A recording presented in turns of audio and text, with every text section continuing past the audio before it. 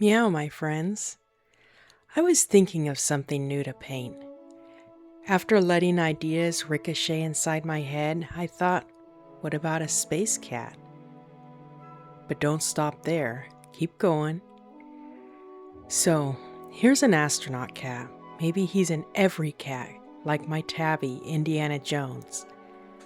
A lot of us cat slaves are owned by standard issue tabbies after all, so he'll feel familiar to the viewer. What if he found an alien cat? Aha! What if the alien liked him but they could not touch because of the suit? As you can see, my early concept sketches look like total cat doo-doo. It's like a toddler scribbling on a wall. Honestly, I used to be ashamed of sharing my early process because of this. But you know what? Maybe it's good people can see this. The truth is, bad drawings can be bullied into good drawings. There are artists who draw and paint with a precise hand, confidently, with flowing strokes. I'd love to draw that way, and sometimes I do when I'm hyper-focused, which rarely happens anymore, as I live with a family member with dementia. If you know, you know. Instead, I peck and pat at the canvas like I'm putting out a million little fires. It's kind of sad. Nevertheless, I persevere.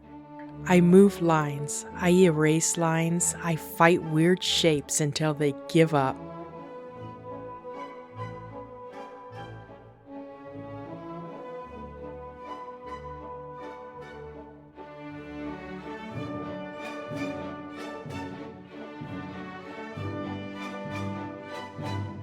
At this point, you can see I'm working in different layers. One for the alien, one for the tabby's head, and a third for the spacesuit.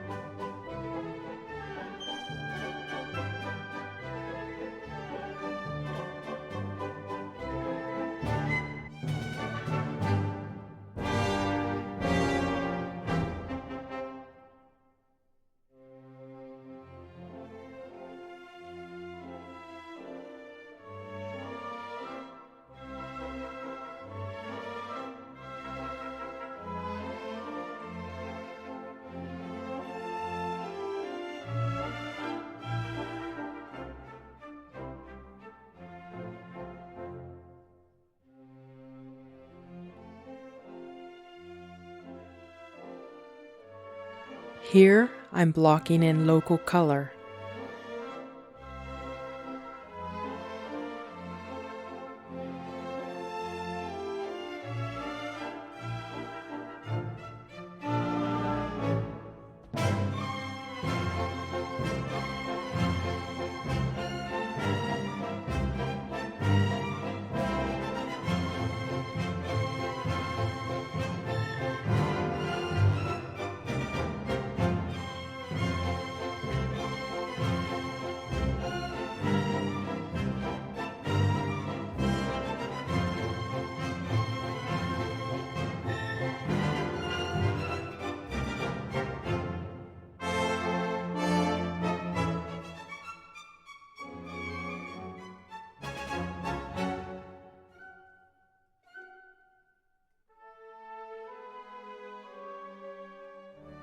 Now I'm mapping out the shadows and highlights. The shadows are cool, the highlights are warm.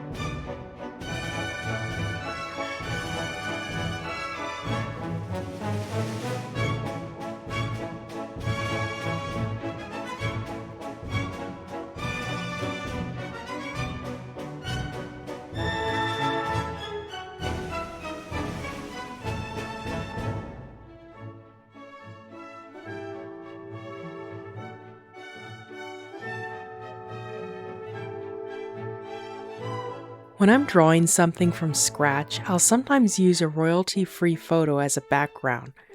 I mainly choose one with the lighting I need so the light in the painting feels more believable.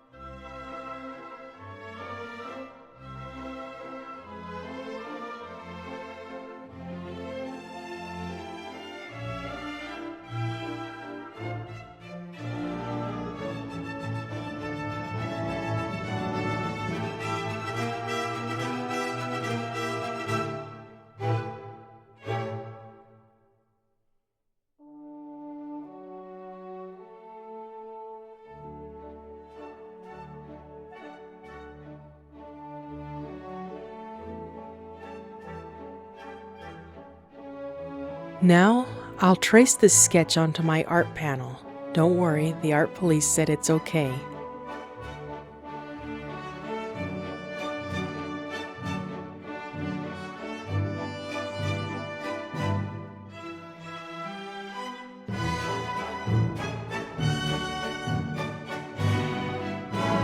I tone the panel carefully so I don't lose my sketch.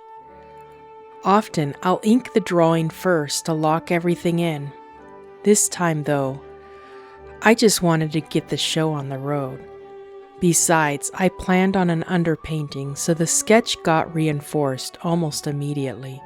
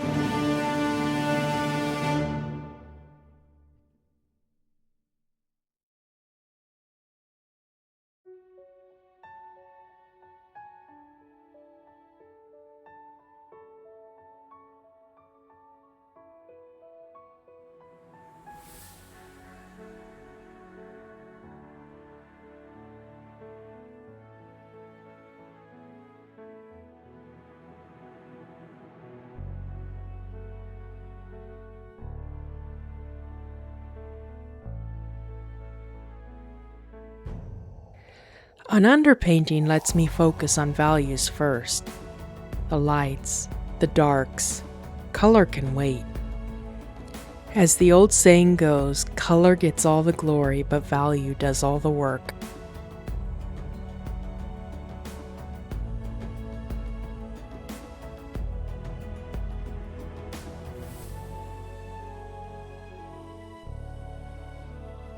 Time to mix some paint.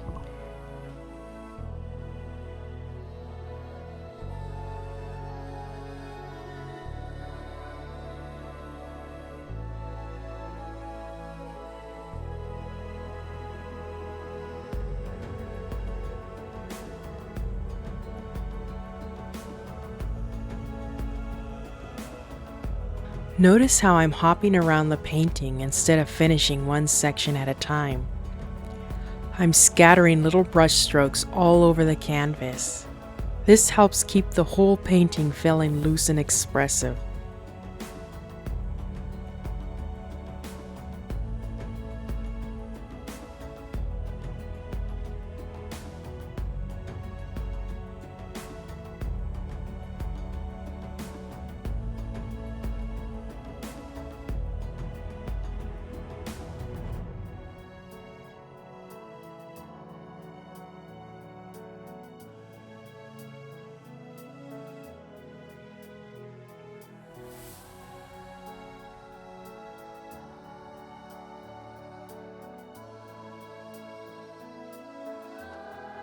I love splattering paint on my work, especially when things start feeling a little too tight.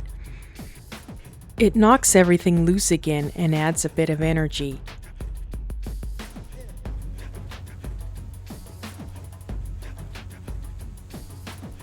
Here's my digital study, what I thought I was going to paint. And here is the finished acrylic painting. I hope you like it. If nothing else, at least these two space cats got to meet.